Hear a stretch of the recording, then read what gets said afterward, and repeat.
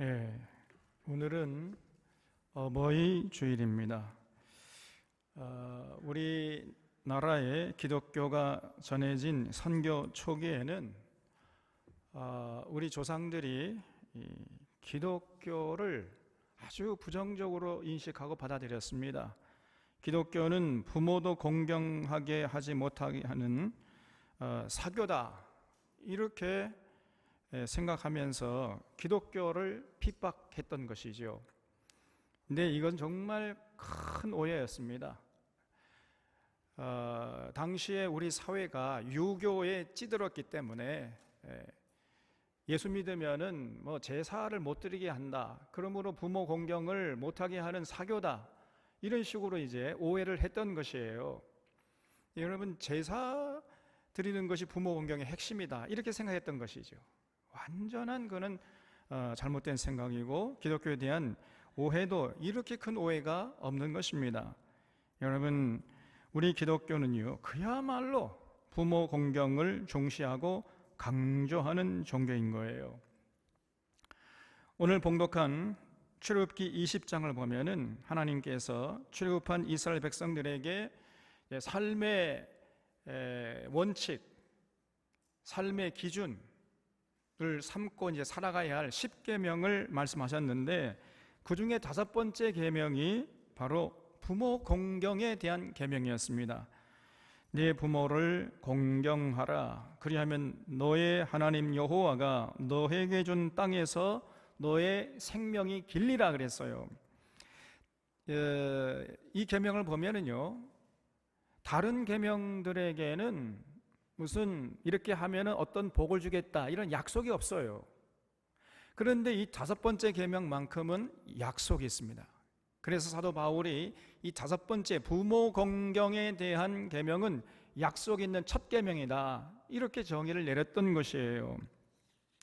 부모를 공경하면은 네 하나님 여호와가 너에게 준 땅에서 너의 생명이 길리라 그랬거든요. 부모 공경이 하나님이 이스라엘 백성들에게 주신 그 젖과 꿀이 흐르는 가나안 땅에서 행복하게 오래 살게 하기 위한 최소한의 조건이라는 거예요. 그러니까 부모 공경하지 않으면 아무리 하나님이 주신 그 젖과 꿀이 흐르는 땅에 들어가 산다 할지라도 거기서 계속 살 수가 없다는 거예요. 조만간에 쫓겨날 것이라는 겁니다. 그러니까 행복하게 살지 못하는 것은 기본이고, 하나님이 주신 그 땅에서 오래 못 산다는 거예요.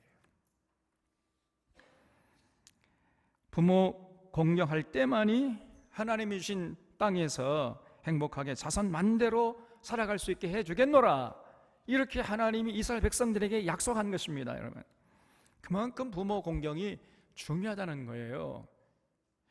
여러분, 우리 하나님은 부모 공경을 신앙의 가장 근본으로 보는 것입니다.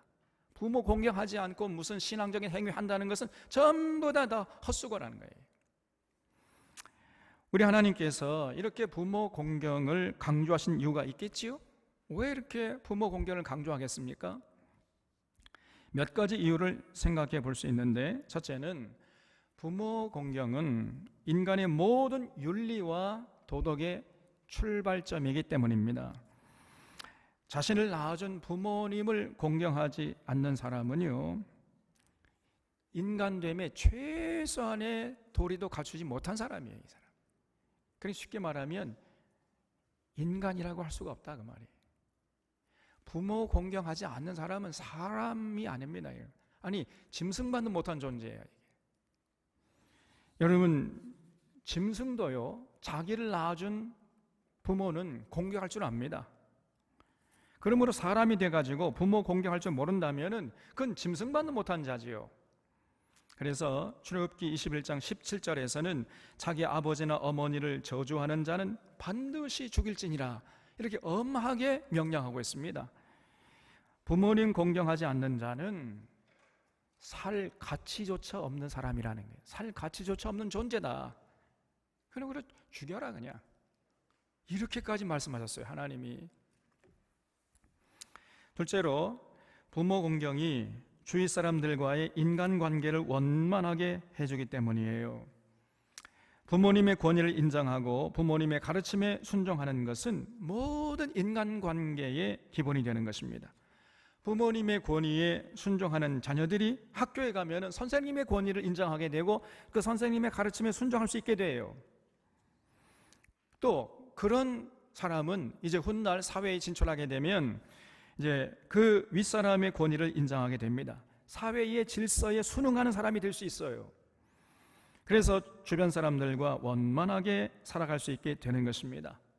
그래서 어렸을 때 가장 그 원초적인 관계인 이 부모 관계, 이것이 원만하지 못하고 그 부모님의 권위를 인정하지 않고 부모님의 말씀에 순종하지 않는 이런 사람은, 그래서 부모님의 권위에 순종하는 훈련이 되지 않는 사람은요, 참 나중에 그 인생이 힘들어지는 거예요.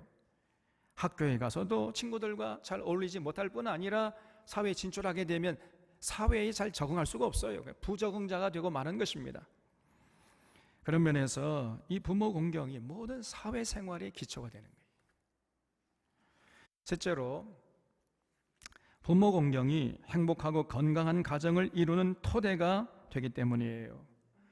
부모님을 공경하지 않는 자는 절대로 행복하고 건강한 가정을 이룰 수 없습니다. 부모님을 공경하지 않으면, 그러면 그런 자의 자식들이 부모님을 공경하지 않는 그 자신을, 그 자식들이 공경하겠어요?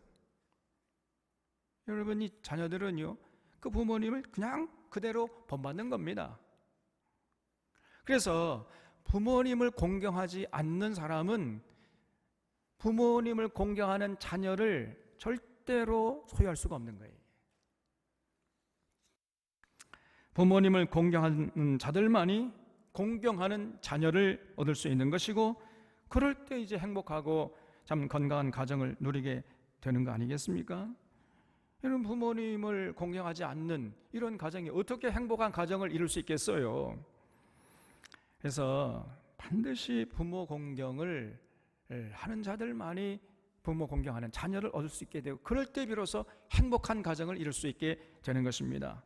그리고 그런 행복한 가정들이 많아질 때 그 사회가 평안하고 또 평화로운 사회가 되는 거예요. 이렇게 부모 공경이 가정의 행복과 사회의 평화의 기초가 되는 것입니다.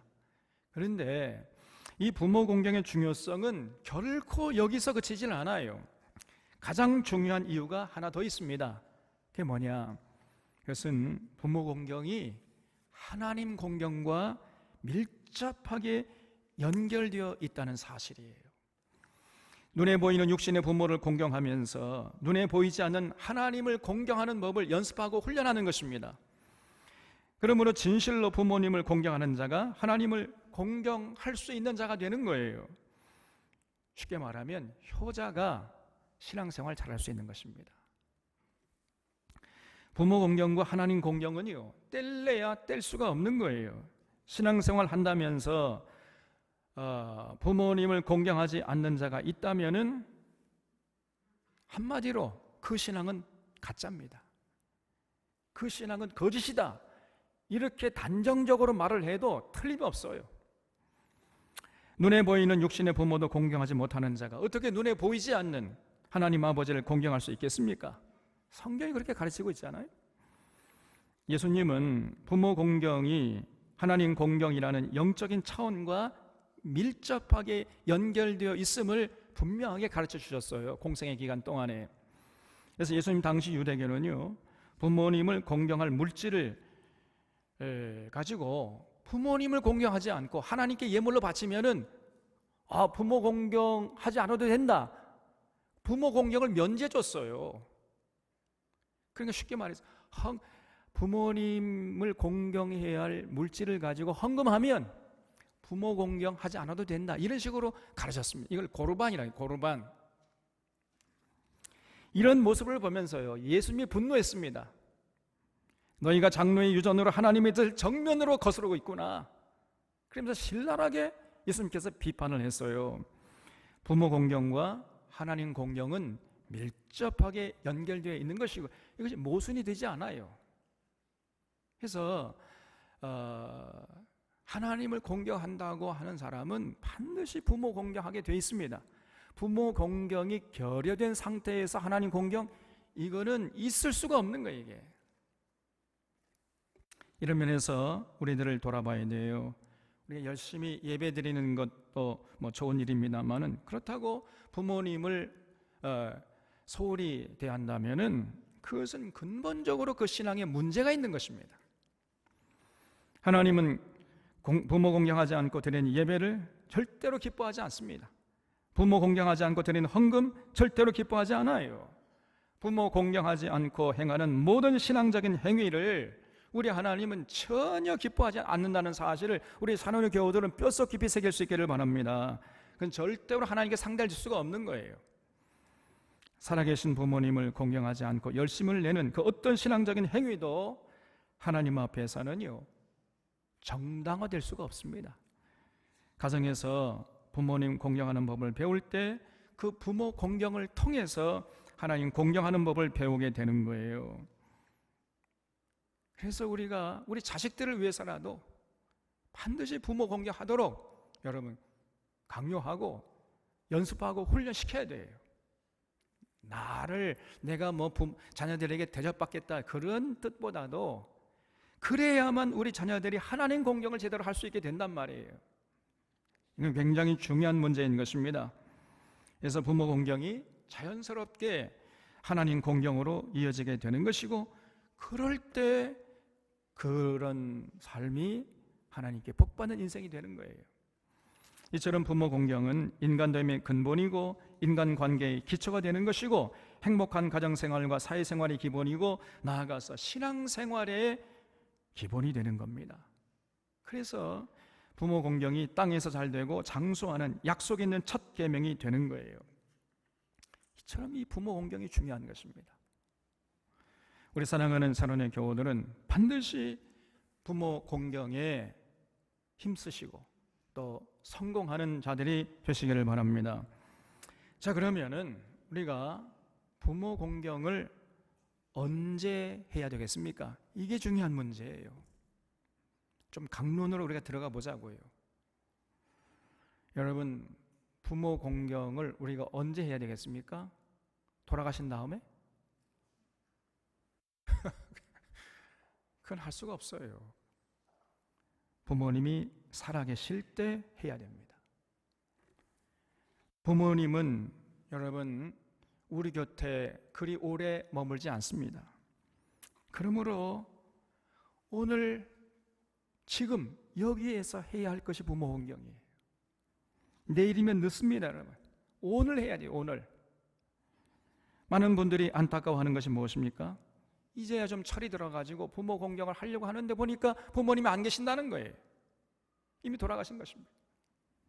아무리 효도하고 싶어도 할 수가 없는 겁니다.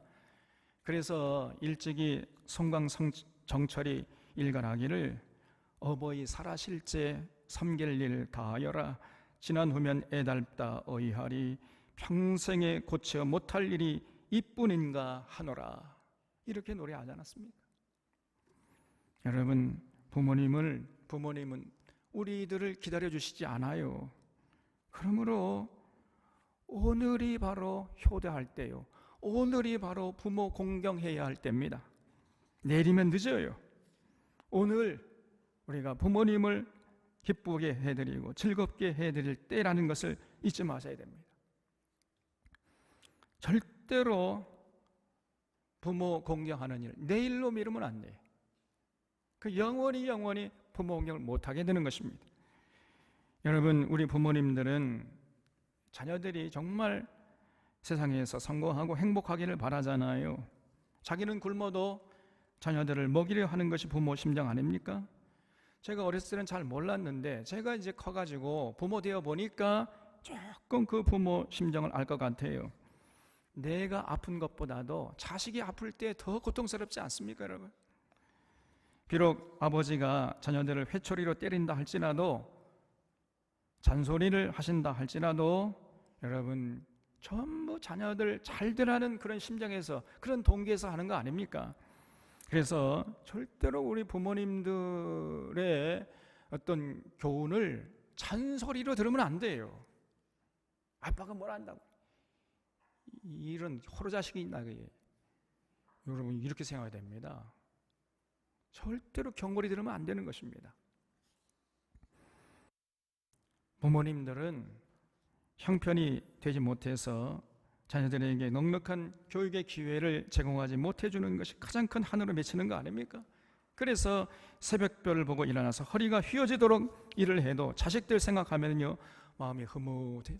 그 입가에 미소가 번지는 거예요. 이게 아버지의 심정 아닙니까, 여러분? 우리가 그 아버지의 은혜를 어찌다 감사할 수 있겠습니까? 또 어머니의 은혜는 어떻습니까? 우리가 어머니 날에 부른 노래가 있잖아요.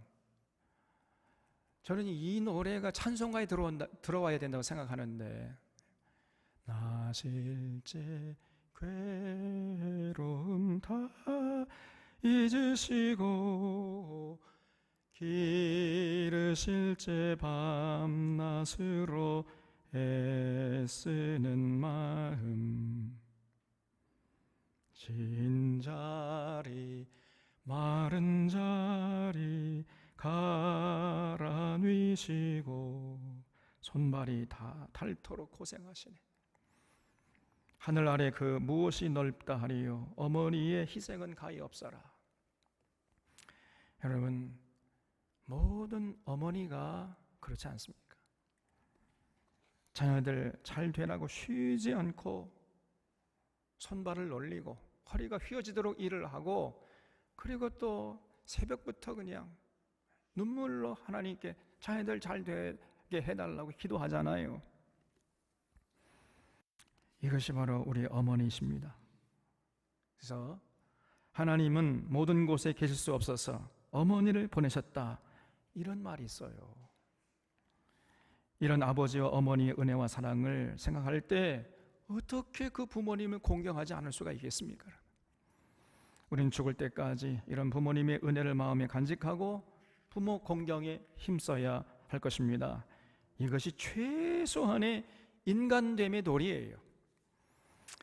이 세상에서 제일 꼴불견이 뭡니까? 제가 장례식을 많이 치러봐서 세상에서 제일 꼴불견이 누구냐?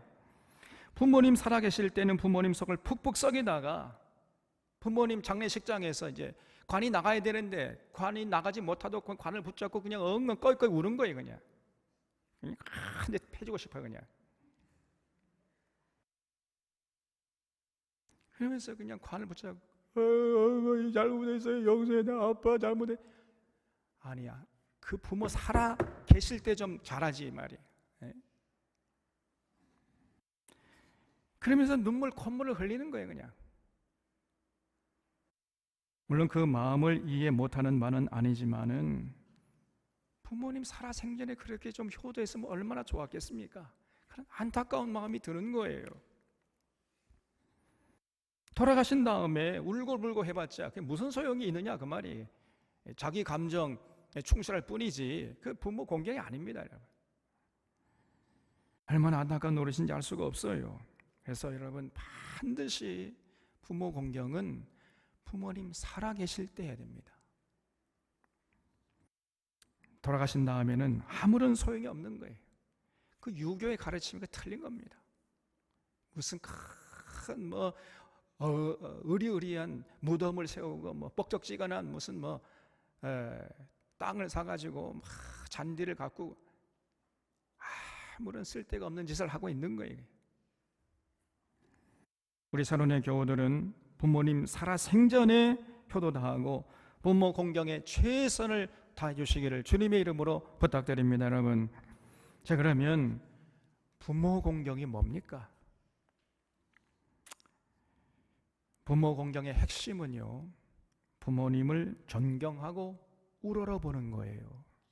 많은 사람들이 부모님에게 좀 용돈 드리고 고기 사드리는 것, 이거 부모 공경이라고 생각해요. 아닙니다, 여러분. 그거는 부모 공경의 시작이지 끝이 아니에요. 부모 공경이 전부가 아닌 것입니다. 부모 공경은 그 핵심이 뭐냐? 우러르고 존경하는 거예요. 부모님을 존경하는 것이 공경이요, 부모님의 뜻을 존중하는 것이 공경인 것입니다. 그래서 부모님을 하나님과 동격으로 보면서 우러러보는 거예요. 부모님 말씀하시면 거기에 토를 다르면 안 됩니다. 제가 어렸을 때는요, 부모님 말씀하시는데 뭐 토를 단다든지 거역한다든지 이거는요 상상도 할 수가 없어요. 저는요. 적어도 저한테는 부모님 말씀하시잖아요. 그러면 제 생각과 조금 틀리다 할지라도 일단 예 알았습니다. 그렇게 부모님 앞에서 대답을 해야 돼요. 우리 가정 그렇게 훈련받았습니다. 그것도 당연한 거 저는 생각했거든요.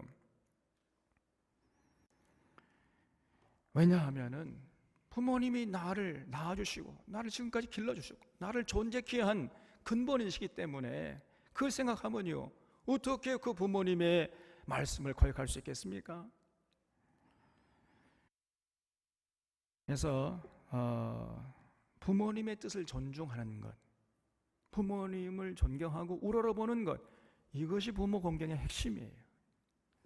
자, 그러면 구체적으로 우리가 어떻게 부모님을 공경할 수 있겠습니까? 제가 오늘 6가지를 제시하려고 하는데 여러분 우리 사랑하는 샤론의 교우들 꼭 기억하시고 실천해 주시기를 바랍니다. 첫째로 우리들이 주위 사람들에게 인정받고 칭찬받는 삶을 살아가는 것입니다. 이것이 구체적인 부모 공경의 첫 번째예요. 부모님은 우리들이 용돈 드리고 고기 사다 드릴 때도 기뻐하시지만은 무엇보다도 당신 자식이 주위 사람들에게 인정받고 칭찬받을 때 최고로 기뻐하시는 법입니다. 세상에 나아가서 사람들에게 인정받고 칭찬받는 자가 부모님을 공경하는 자인 것이에요. 만약에 여러분들이 사회에 나가가지고 인정받지 못하고 칭찬받지 못하고 그래서 손가락질 받고 지탄받는 대상이 된다면은 그러면 그 부모의 얼굴에 먹칠을 하는 거 아닙니까? 그건 절대로 그런 사람은 부모님을 공경하지 못해요. 그 부모님 마음에 슬픔을 드리고 부모님의 마음에 억장이 무너질 거 아닙니까? 그러면 세상에 이런 불효자가 없는 것이에요. 그러므로 부모 공경의 지름길은 세상에 나아가서 정직하게 성실하게 충실하게 행복하게 가치 있게 살아가는 것입니다. 이웃을 유익하게 하고 세상을 풍요롭게 해서 이웃에게 인정받고 칭찬받고 존경받아서 부모님의 기쁨이요 자랑이 되는 것이에요. 이것이 부모 공경의 첫 출발점입니다. 우리는 부모님을 생각해서라도 정말 이를 악물고 세상에 나가서 아름답게 행복하게 가치 있게 살아야 돼. 이웃을 유익하게 해서 이웃에게 인정받고 칭찬받는 삶을 살아야 됩니다. 반드시. 그래서 부모님의 자랑이 돼야 돼. 둘째로 부모님의 자긍심을 잃지 않도록 늘 우리가 세심하게 신경 써드려야 돼요. 노년이 되면은요 자꾸 위축이 됩니다. 직장에서 열심히 일하다가 정년으로 은퇴하면요 정신적으로 위축되는 거예요. 갑자기 할 일이 없어지니까 그리고 혼자 있는 시간이 많아지다 보면은요 사소한 일에도 서운한 생각이 들고 서글픈 생각이 드는 거예요. 뭐 잠도 안 오고 한두 시간 자면 더 이상 잠이 안 오는 것입니다. 그러니 육신에 쌓인 피로가 풀리지 않게 되는 것이고 몸과 마음에 병이 생기게 되는 악순환을 되풀이하는 거예요. 그러다 보면은 매사에 이제 자신감이 없어져요. 그리고 자긍심마저 잃기 쉽습니다. 이런 상황을 감안해서 부모님이 자긍심을 잃지 않도록 자녀들은 세심하게 배려를 해야 하는 겁니다. 근데 그 비결 중에 하나가 뭐냐? 여러분, 부모님에게 중요한 문제가 있을 때 찾아가서 상의 드리는 거예요. 부모님이 인생의 선배로서 인생에 대한 지혜가 있어요. 다른 말 인생에 대한 노하우가 있을 거 아닙니까? 그래서 그 부모님의 생각과 그 지혜, 인생에 대한 노하우를 여러분 좀 구하세요. 부모님처럼 신뢰할 분이 세상에 어디 있겠습니까? 다른 사람들은 몰라도 우리 부모님들은 자녀들의 행복과 성공을 우리보다도 원하지 않습니까? 그래서 우리 부모님들은 신뢰할 수 있잖아요. 다른 사람들 신뢰할 수 없다 할지라도 우리 부모님만큼은 절대적으로 우리가 신뢰할 수 있지 않습니까? 그러니까 중요한 문제를 결정하기 전에 먼저 부모님 찾아가서 부모님과 상의 드리는 것, 이것이 부모님에 대한 예의입니다. 예의. 그러면 인생의 도움을 받아서 자녀들은 좋고 부모님들은 자긍심을 잃지 않아서 좋은 거예요. 아직도 내가 참 존재할 수 있는 가치가 있는 존재구나 이렇게 생각할 거 아니겠습니까? 에서와 야곱의 인생이 바로 여기서 결단이 났던 거예요. 성경에 보면요, 에서는 장성한 후에 인생의 대사인 이 결혼을 자기 멋대로 해버렸어요. 부모님이 반대함에도 불구하고, 아니 부모님이 내 인생 삽니까? 내가 내 인생 살아요 이러면서요, 부모님의 반대도 불구하고 그냥 결혼을 감행해버렸어요. 이방 여인들과 결혼해버린 겁니다. 그러니까 창세기 26장 34절 보면은 에서가 40세에 헷족 속 보에리의 딸 유딧과 헷족 속 엘론의 딸 바스맛을 아내로 맞이했더니 그들이 이삭과 리브가의 마음에 근심이 되었더라 그랬어요. 그러니까 이 에서는요, 그 부모님 마음, 특별히 이 리브가의 마음에 근심이 되는 짓을 했던 것입니다. 그러니까 리브가가 반대해도 그냥 결혼을 밀어붙인 거예요. 그래서 이 에서의 어머니였던 리브가는요, 정말 이 고통스러운 나날을 살았습니다. 리브가는 신앙의 가정으로 이끌어가려고 하는데 이 에서의 아내, 그러니까 리브가의 며느리들은요, 제 멋대로 그냥 우상 숭배하는 일을 서슴없이 하고, 그러니까 리브가가 그렇게 고통스러울 수가 없었던 거예요. 그러나 에서는요, 그런 자기 어머니 리브가의 고통이 안중에도 없었던 겁니다. 그냥 그 자기 아내 치마폭에 푹 쌓여가지고 그 어머니의 고통을 헤아릴 줄 몰랐어요. 이 에서가. 불효도 이런 불효가 없는 것이죠. 그래서 창세기 27장 46절에서 리브가가 이삭에게 이르되 내가 햇사람의 딸들로 말미암아, 리브가의 며느리들이죠, 에서의 아내들, 그들로 말미암아 내 삶이 싫어졌거늘 야곱이 만일 이 땅의 딸들 곧 그들과 같은 햇사람의 딸들 중에서 아내를 맞이하면 내 삶이 내게 무슨 재미가 있으리까? 이렇게 리브가가 자기 남편이었던 야곱에게 자기 인생에 대해서 탄식하고 있잖아요. 며느리 때문에 내가 더 이상 살기 싫다는 겁니다. 죽고만 싶다는 거예요. 얼마나 불효한 겁니까, 여러분?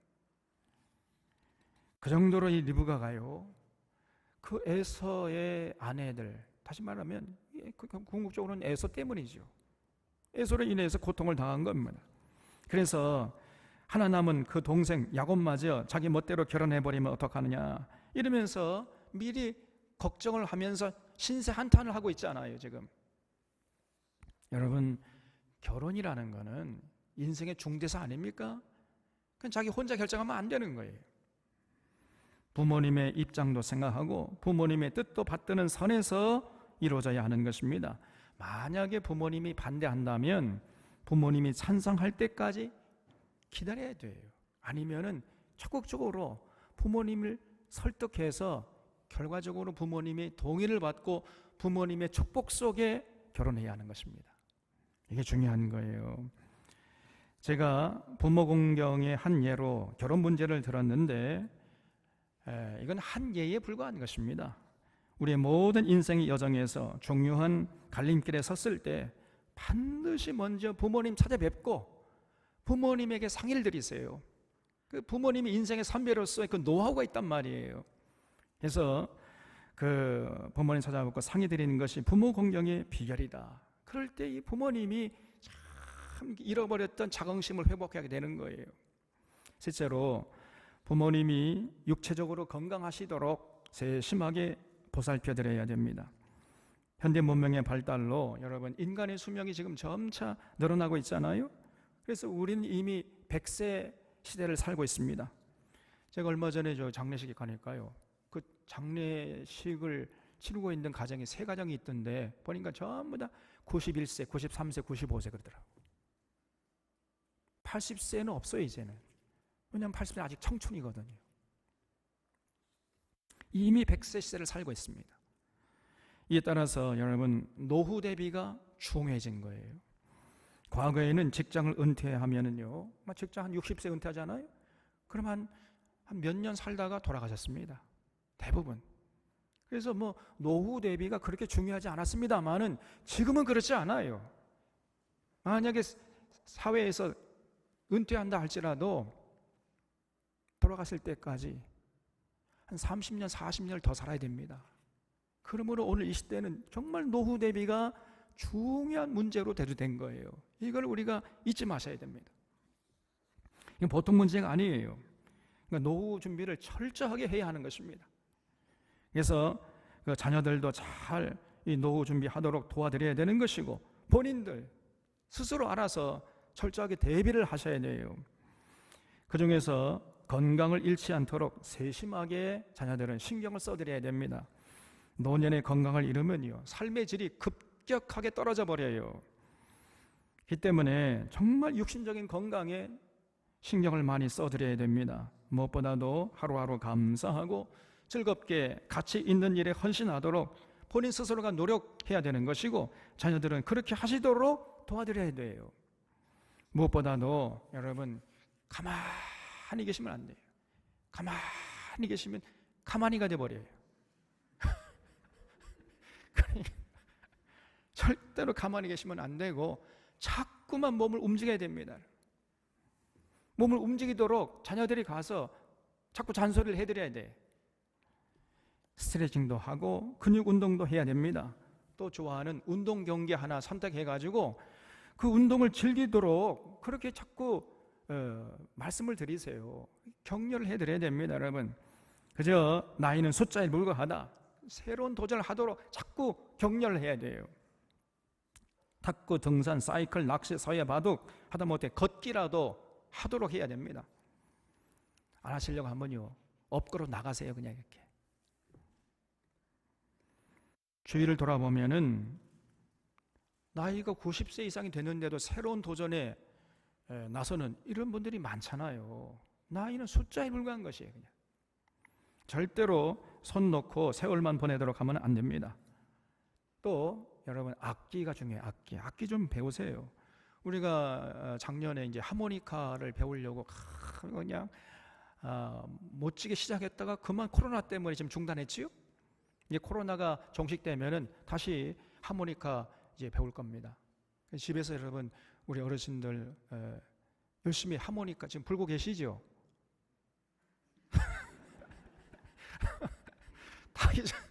다 잊어져도 다시 할 거예요.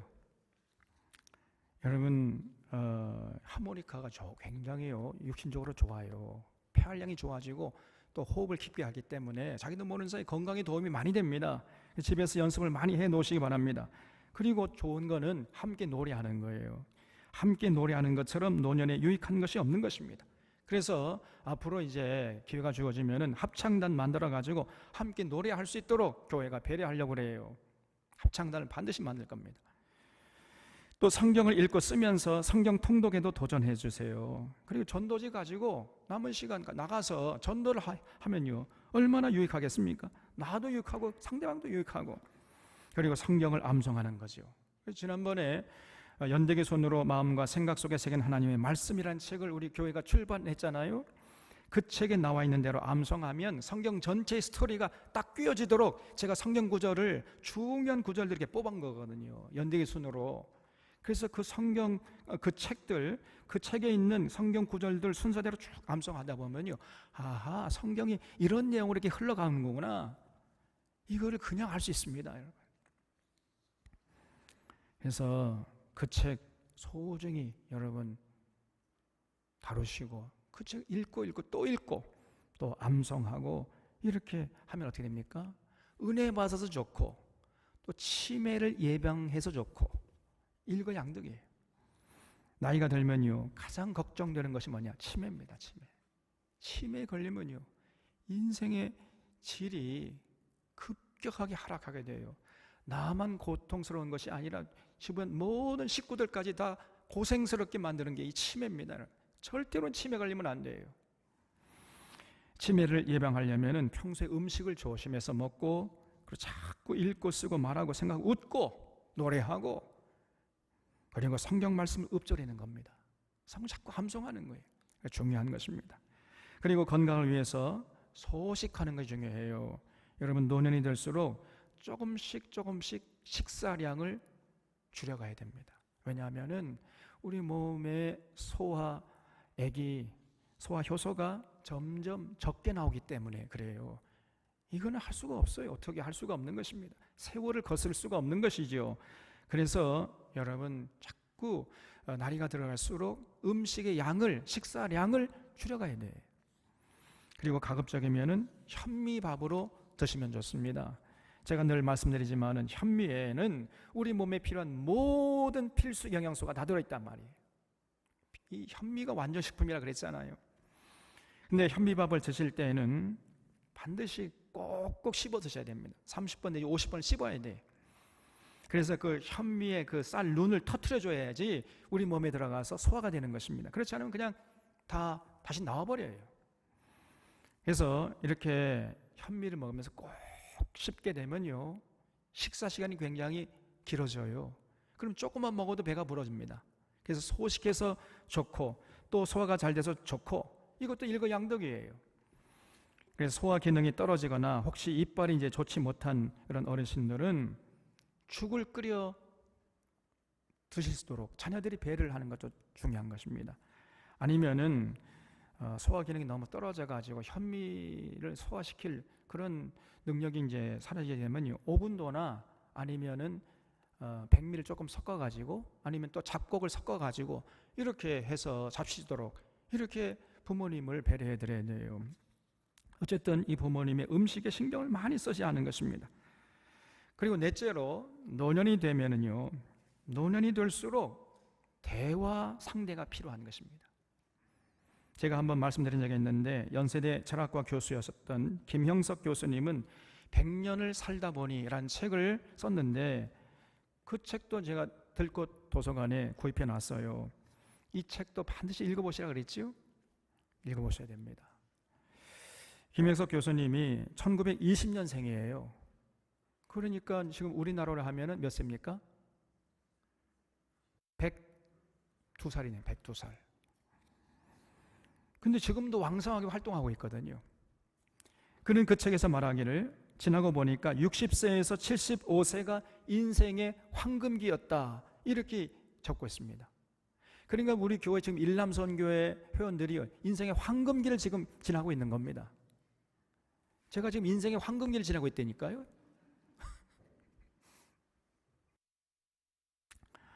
그런데 그 교수님이 말하기를, 나이가 들어가면서 가만히 돌아보니까 부부관계도요 자연스럽게 변하더라는 거예요.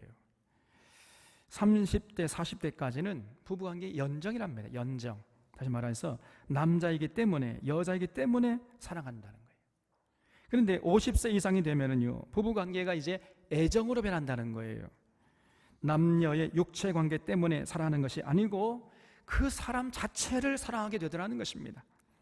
그러다가 70세 정도가 되면은 이제 부부관계가 인간애로 바뀐다 그랬어요. 인간애. 일종의 이제 우정이라고 할 수 있는 것이죠. 그 정도의 나이가 되면요, 이제 이 친구들과의 우정이 굉장히 중요하다는 것입니다. 그래서 정말 만나면 편하게 속마음을 터놓고 이야기할 수 있는 그 친구가 필요하다는 거예요. 대화 상대가 필요하다는 거예요. 왜냐하면 누구도 자기를 상대해 주지 않으려고 하잖아요. 그래서 노년이 될수록 대화가 통하고 마음이 통하고 가치관, 세계관, 인생관 통하는 친구들이 필요하다는 겁니다. 신앙이 좋은 친구라면 금상첨화겠지요. 그래서 여러분 자녀들은요, 부모님을 자주 찾아뵙고 말 상대해 드리는 것, 이것이 굉장히 중요한 부모 공경 중에 하나예요. 그런데 우리가 아무리 자주 찾아뵙는다 할지라도 한계가 있잖아요. 그렇기 때문에 부모 공경 중에 중요한 요소 중에 하나가 뭐냐, 부모님에게 좋은 친구를 소개해 드리는 것이고, 취미생활도 같이 할 수 있는 좋은 공동체를 소개해 드리는 거예요. 그래서 우리 교회에서 상록수 대학을 하는 이유가 바로 여기에 있는 것입니다. 그래서 상록수 대학에 오시면은 노후 건강에, 노후 준비에 필요한 모든 것을 제공해 드리려고 하는 거예요. 여러분, 우리가 괜히 상록수 대학 예산 들여서 하는 게 아닙니다. 이런 목적이 있는 것이에요. 그래서 좋은 친구와 대화하고 취미생활도 같이 하도록 자꾸만 어르신들을 자극하고 격려하고, 그래서 노후 준비를 잘 하도록 이렇게 도와드리려고 하는 것입니다. 이런 좋은 공동체가 노후에 필요한 거예요. 근데 돌아보면요, 이런 좋은 공동체를 찾아보기 힘들어요. 그래서 여러분, 상수대학이 굉장히 소중한 것입니다. 상수대학의 교사 선생님들은 자긍심을 가지시고 최선을 다해 주시기를 주님의 이름으로 부탁드립니다. 여러분, 다섯째로, 노후 준비는 역시 경제 문제지요. 이게 중요합니다. 노후에 경제적으로 어려움을 당하는 것처럼 슬픈 일이 없습니다. 우리 한국의 부모님들은 자녀들에 대해서만큼은 무한대의 책임을 지려고 그래요. 다른 유럽의 부모님은 그렇지 않습니다. 딱 장가만 보내주면요, 남남이에요, 그냥. 그런데 우리 부모님들은요, 시집가고 장가하고 애 낳고 살아도 끊임없이 무한대의 책임을 지려고 그래요. 그래서 끊임없이 경제적인 도움을 주려고 합니다. 그러다 보니까 정작 본인들의 노후 준비를 제대로 못하는 경우가 생기는 거예요. 그래서는 안 됩니다. 물론 자기가 여유가 있어가지고 노후 준비 다 해놓은 상태에서 자녀들 도와주는 것은 좋은 일입니다만은, 노후 준비로 마련한 그 노후 준비 자금까지 그냥 자녀들 위해서 다 써버리는, 이건 어리석은 짓이다 그 말이에요. 그래서는 안 됩니다. 그래서 시집장가 가면 이제 독립하도록 해야 돼요. 그것이 자녀들을 위해서도 좋은 것입니다. 자녀들이 사업 자금을 빌려달라고 하면은요, 절대로 노후 자금까지 빌려주면 안 됩니다. 이거는 제 얘기가 아니고 전문가들의 조언이에요. 자녀들이 와가지고 아버지 사업 자금 좀 빌려주세요. 그러면요, 아무리 애절하게 간절한 눈빛으로 손을 내민다 할지라도 매정스럽게 퉁명스럽게 거절하는 거예요. 이게. 그렇게 하시기 바랍니다. 왜 이렇게 세상이 조용해요? 여러분, 그래야 자녀들이 실패하고 돌아왔을 때 자녀들을 반겨줄 수 있는 언덕이라도 있지 않느냐 그 말이에요. 그리고 자녀들도 이제 장성해서 결혼했으면은 절대로 부모님 의지하고 부모님 덕을 보려고 이런 생각은요, 빨리 그 마음속에서 지워버려야 됩니다. 그리고 마지막으로 노후 준비에 중요한 것은 역시 신앙 문제입니다. 천국에 대한 확고한 신앙이에요. 그래서 부모님이 천국에 대한 확신과 소망을 확고히 할 수 있도록 도와드려야 됩니다. 노년이 될수록 여러분, 죽음이 현실적으로 다가옵니다. 그래서 많은 사람들이 이제 죽음을 두려워하고 죽음을 애써 외면하려고 그래요. 언젠가 남문호 집사님하고 이제 식사하다가 그 남문호 집사님이 이제 말하는 얘기를 들었는데, 남집사님 어디 계십니까? 안 보이네. 저기 계시는구나. 그 남집사님 때 옆에 사시는 분이 계시는데, 그분이 이제 젊었을 때는 학교 교장 선생님으로 이렇게 왕성한 활동을 하시다가 이제 퇴직을 했는데, 이 집사님 만날 때마다 자기는 죽음이 너무 두렵다는 거예요. 그러면서 집사님은 죽음이 안 두려워? 그렇게 자꾸 묻더라는 겁니다. 그러니까 우리 집사님이 이제 신앙에 대해서 소개를 해드렸다고 하는데, 이분이 이제 신앙이 없었던 거예요. 많은 사람들이 나이가 들어감에 따라서 죽음을 두려워합니다. 그러나 여러분, 죽음은 두려워할 대상이 아니에요. 생각해 보세요. 만약에 죽음이 없다면 어떻게 되겠습니까? 계속 이 땅에서 산다고 생각해 보세요. 이것처럼 또 불행한 일도 없는 거예요. 이게. 죽음이 있기 때문에 이 세상의 삶이 아름답습니다. 죽음이 없이 그냥 영원히 이 땅에서 산다고 생각하면요, 정말 끔찍한 일이죠. 죽음이 있기 때문에 인생이 의미가 있는 것이고, 삶이 소중하게 느껴지는 것이고, 그리고 삶이 아름답게 다가오는 것이에요. 오늘 하루야 삶이 계속 끝간데 없이 우리가 하루하루 살아간다고 생각해 보세요. 아무런 의미가 없어지는 것입니다. 그러므로 죽음을 두렵게만 생각하고 외면하거나 회피해서는 안 됩니다. 그래서 여러분, 인생을요, 최선을 다해서 산 사람은 죽음이 절대로 두렵지 않습니다. 또 예수 그리스도를 잘 믿은 사람들은요, 죽음의 두려움에서 해방될 수가 있는 거예요. 언젠가 제가 소개한 빛, 색깔, 공기라는 책이 있는데, 그 책도 반드시 읽어보시기 바랍니다. 이 책도 도서관에 있어요. 영남신학대학교 조직신학 교수인 김동건 교수가 쓴 책인데, 이 책에는 그 김 교수님과 그 교수님의 아버지 되시는 김치영 목사님이 이제 그 아버지 김치영 목사님이 암에 걸려가지고 투병 생활하면서 돌아가실 때까지 약 4개월간 그 아버지와 아들 사이에 나눈 대화를 기록한 책이에요. 이제 이 김치영 목사님이 이제 교수 생활을 하다가 어느 날 갑자기 간암 판정을 받은 거예요.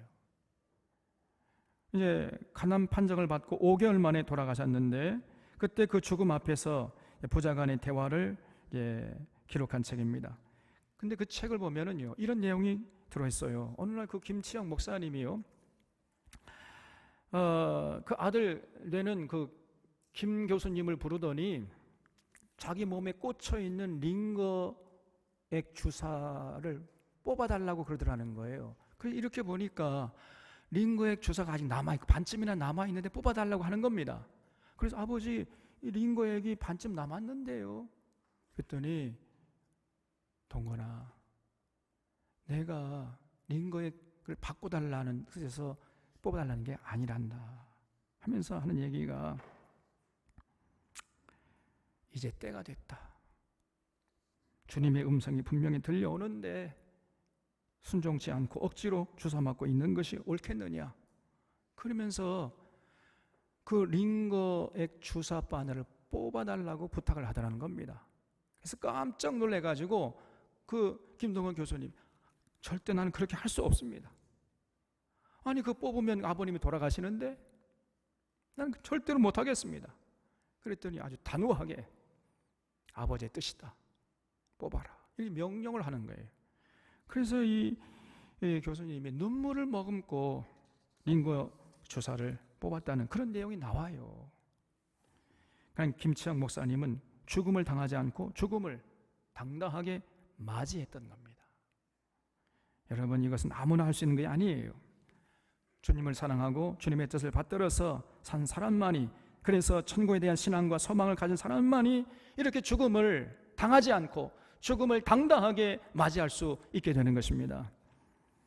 예수 그리스도 안에 있는 자들에게는요, 죽음이 결코 더 이상 두려움의 대상이 아니에요. 사도 바울은 말하기를, 만일 땅에 있는 우리의 장막집이 무너지면 하나님께서 지으신 집, 곧 손으로 지은 것이 아니요 하늘에 있는 영원한 집이 우리에게 있는 줄 아느니라 그랬습니다. 예수 그리스도 안에 있는 자들에게는 육체의 죽음이 오히려 새로운 삶의 시작이 되는 것입니다. 우리 주님이 재림지러 오실 때, 그래서 마지막 나팔이 울려 퍼질 때 우리는 하늘의 몸을 입고, 신령한 몸을 입고 부활하게 될 것입니다. 그래서 세세 무궁토록 왕노릇하는 이런 인생을 살게 될 거예요.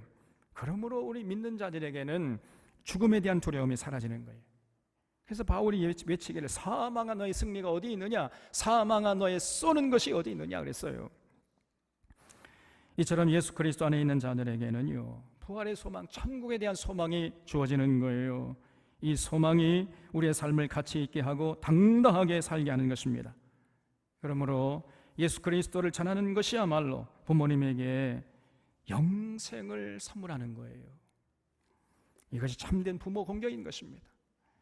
아직까지 예수님을 모르는 부모님이 계시다면, 오늘 해 떨어지기 전에 만사를 제쳐놓고 부모님 찾아뵙고 복음을 전하고 예수 그리스도를 전하시고 천국에 대한 소망, 하늘에 대한 소망을 전해주시기를 주님의 이름 부탁드립니다. 여러분, 또 제가 권해드리고 싶은 책들이 있는데, 죽음을 배우는 시간, 이런 책이 있어요.